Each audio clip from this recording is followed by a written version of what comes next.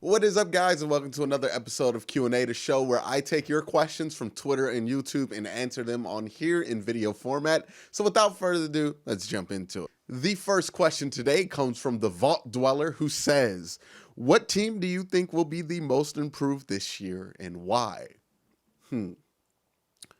Part of me wants to say Jacksonville because they have the same bones there, a little bit of an upgrade at quarterback, but I don't know. I don't really have a lot of trust in Nick Foles. So maybe the Jaguars could be the biggest turnaround. I think what they have going on in Tampa Bay is also kind of a 50-50 thing. I think the most improved team in the NFL is more than likely going to be a NFC team. In the AFC, there's just too many good teams to make that kind of impact. My dark horse in the AFC would probably be the Jets or the Jaguars. But I do think it's probably going to be a team in the NFC. I would probably go with the San Francisco 49ers, though, as a final answer, just because if Jimmy Garoppolo's healthy, I like Kyle Shanahan's system for quarterbacks, and I think they have a lot of pieces there in order to have a successful year. And I think also in the NFC, it's just easy enough to the point to where they could make an impact and win 10, 11 games. It's not going to be that hard of a task in that conference. The next question is from Tavon Taylor, who says, do you think Josh Gordon will play in the NFL again? No, I think he's done. I don't know. He's so talented that they're going to keep him around.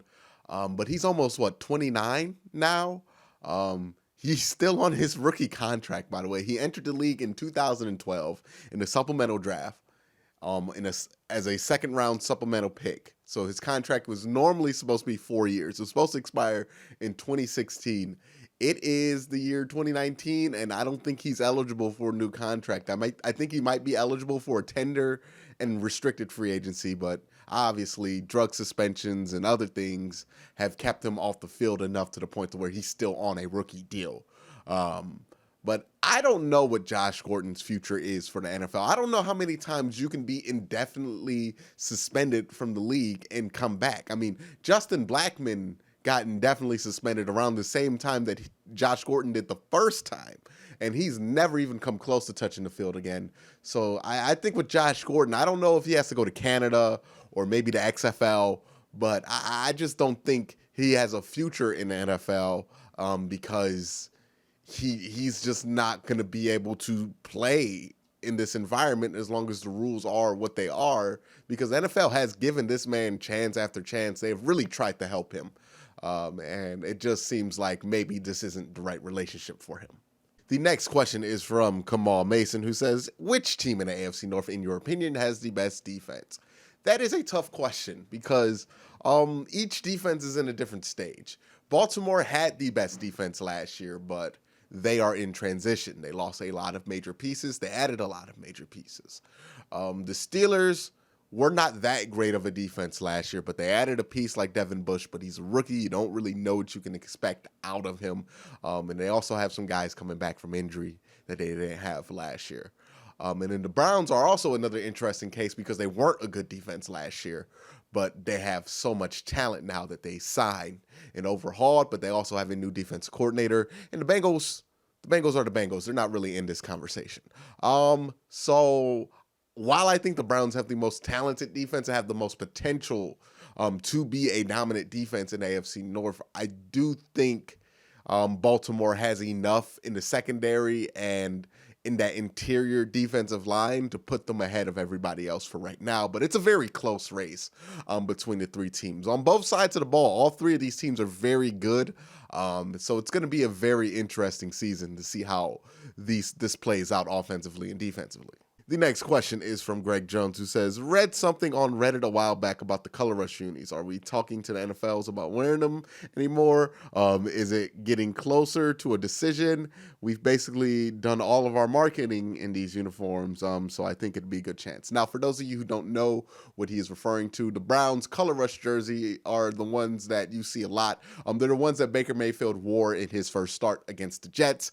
They are the jersey that the Browns want to wear more on a primary basis, specifically because they're changing jerseys next year and they don't want to spend this season, which is going to have a lot of eyeballs on it, marketing a jersey they won't be able to sell in a year.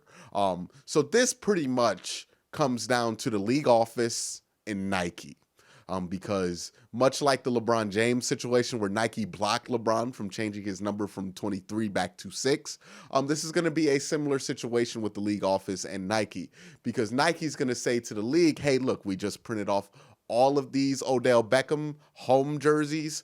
We just printed off all of these Baker Mayfield home jerseys. We just printed off all of these Myles Garrett home jerseys. We need to be able to sell these jerseys without having to put them on clearance. And if you put that design, the main home design that Nike made a few years back, on the shelf for the Color Rush design, which Nike also owns and will profit from, then Nike's going to be essentially left with dead stock that they're going to have to discount. Now, I think it's a petty argument on the part of Nike when it comes to the league office, but it's going to be the one they make. And honestly, nobody wants to buy the current home jersey. They're the ugliest jersey in the NFL.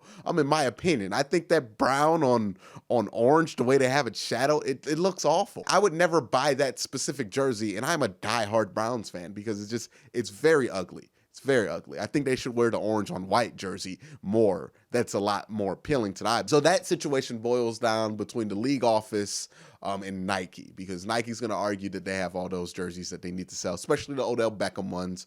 And the league is going to say, hey, we have a team that's trying to move out of this direction. Can they go with the Color Rush jerseys? I don't know what they're going to say. I don't know what the league office is going to do. I think there might be an issue just because the Color Rush jerseys are brown on brown, and the league might not want them to wear that as a primary home. But right now, as far as I know, the Browns are still waiting to hear back from the league office. Probably going to hear back from them right before the season starts if they're allowed to do it or not. If it's the case that they let them wear the Color Rush jerseys, obviously they're going to continue to wear the Color Rush jerseys, because the important thing about those Color Rush jerseys are, I'm assuming that Color Rush jersey is not going to change next year. Only the primary home and away are going to change next year. So the Browns can continue to sell that Color Rush jersey. That's why they want to promote it more. That's why they're using it in all the promotional materials, because that's a jersey the fans could buy. They don't have to worry about it being outdated next year because it's a special jersey. So I see where the Browns are coming from and why they want to do that. I also see where the league office's hands might be tied and they might not be able to do it because they do have to make Nike happy. But I hope it's able to happen. I think the Color Rush jerseys are a vast improvement on those ugly home jerseys that they have. And I would hope that if the league does not approve it, then the Browns just wear either that orange on white a lot more or the white on orange that they have, because anything is better than those god-awful brown and orange shirts that they wear. The next question is from SJB. Okay. That's a Steeler sign. And they ask, who is better number 6? This is a troll. Who is a better number 6? Baker or Hoyer the Destroyer? Ha ha ha ha ha ha ha. Hope you got your laughs in. By the way, while you're making Brian Hoyer a meme, I hope you realize that Brian Hoyer thoroughly tapped that button 2014. So I wouldn't get too high and mighty. But, obviously Baker is better than Brian Hoyer. Come on, dude. The next question is from Kelly Blanco, who says, with all the talk surrounding Baker Mayfield, OBJ, Landry, and the others on offense, do you think that Nick Chubb will have over 1,000 yards this season on the ground? I think so, because I think this team is going to be ahead in a lot of games, and they're going to have to run the ball a lot more than people think right now. I think this offense can be very explosive this year, so they're going to put a lot of points up. Hopefully, they put those points up early, and they have a very good defense. Hopefully, at least the potential is there to have a very good defense that can hold teams, which means that you're going to play more of a time game. in the second halves of a lot of games, and that's going to mean that Nick Chubb is going to get fed a lot, which looks like he might even be able to be productive doing that. So I think Nick Chubb's actually going to have a pretty big year. I think he's going to be a good option out the backfield as a receiver. He is starting to prove that he is a capable receiver out the backfield. He's an all-around back, and he's going to get a lot of carries late in games because I think this Browns defense is going to be the type that is going to be able to keep the leads that this offense is able to put on the ground. And these questions are from Twitter. And if you want to ask these questions on Twitter, just follow me at QnC. Always plug to Twitter. And also follow me on Instagram to get exclusive content that I only post on Instagram. But this question comes from Hanson's Rough Riders.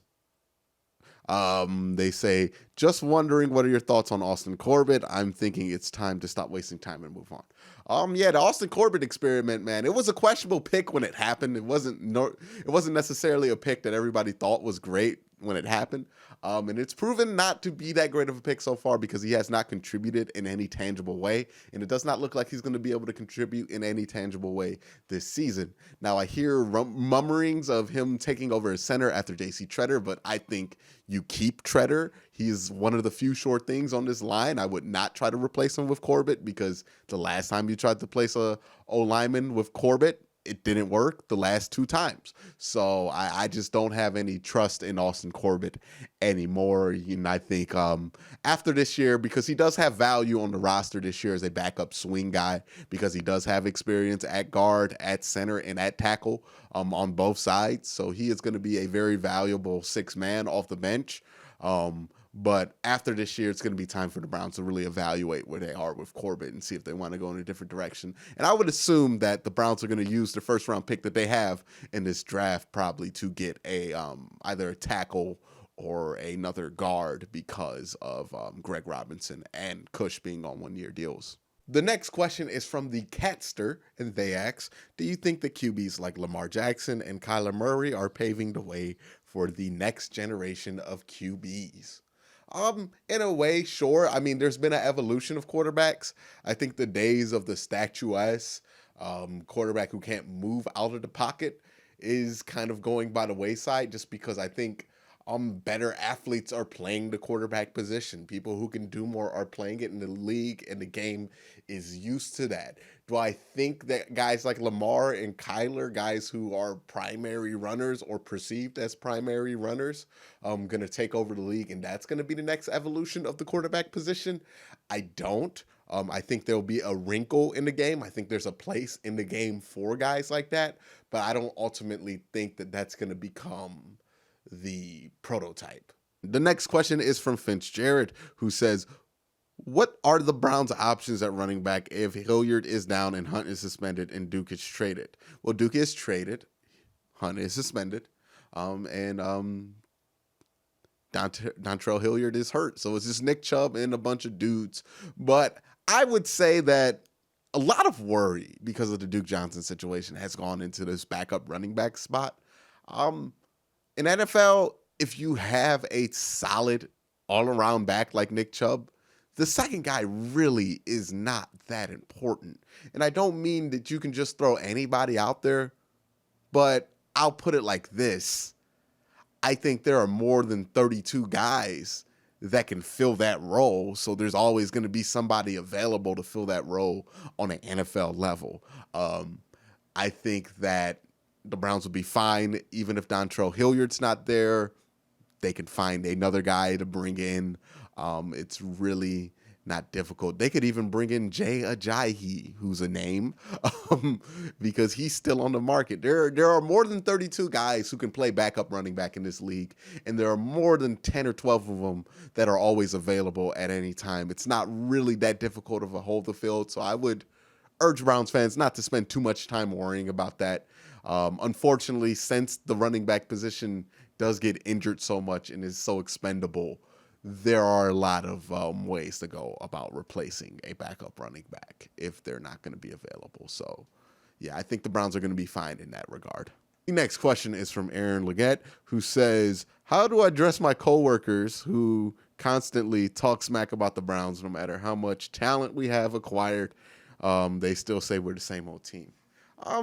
Honestly, my advice is just let them dubs roll in. Look, everybody can talk smack until the dubs roll in. Everybody's got something to say right now, right? It's preseason. Everybody is talking. Bengals fans are in this comment section right now talking about how they are 12-4 lock. Like, everybody is talking smack right now. But when them dubs come in, people start to get quiet. They lose their enthusiasm. They might not even want to talk sports and avoid the topic completely. And you know what? That's when you get your revenge. That's when you walk up to him and be like, hey, yo, how about Odell? He's pretty good. He's a pretty solid player. You know what I mean? That's when you hit him back. All right. They want to be douches right now because the Browns have had a terrible history. All right, yeah, let them be that. But when these dubs start rolling in the season, you just got to remember all that frustration they put you through and make sure that they get a taste of their own medicine, because isn't that why we do this? Yeah, but remember, it's just sports. Don't take it too far and be responsible like you're drinking. But that is all the questions for this week's episode. Thank you guys for watching. If you really like this video and the videos that I do on this channel, please hit that subscribe button, hit that like button, and ding that notification bell so you can be notified when I upload. And if you want to help this channel grow, help this channel support itself, and put us on the track to become even better than we are right now, then I would highly suggest you become a Patreon member. $1 or $2 a month does a lot. There are a lot of perks, a lot of special polls that you can get into, and you get your name added to the bottom of this nice video in this ESPN style ticker. So that is awesome. And if you have a few bucks to spare, but you don't necessarily want to do the Patreon, maybe the $1 a month thing, it's not really your thing, get a shirt, man. A lot of people getting shirts. Let's get these shirts out. Ask me if I'm from Cleveland. If you're watching this series specifically, I know you know that joke because I probably said axe wrong 5 times in this video. So get the shirt, support the show, and it helps everybody grow, and you get a cool shirt. I mean, look at the design. It's nice. It's lovely. It's beautiful. Mwah. Buy it. The link's down below, and you can see the picture of it underneath this video. Check it out. But that is it for this week's video. Thank you guys for watching. Have a great day, and have a good night.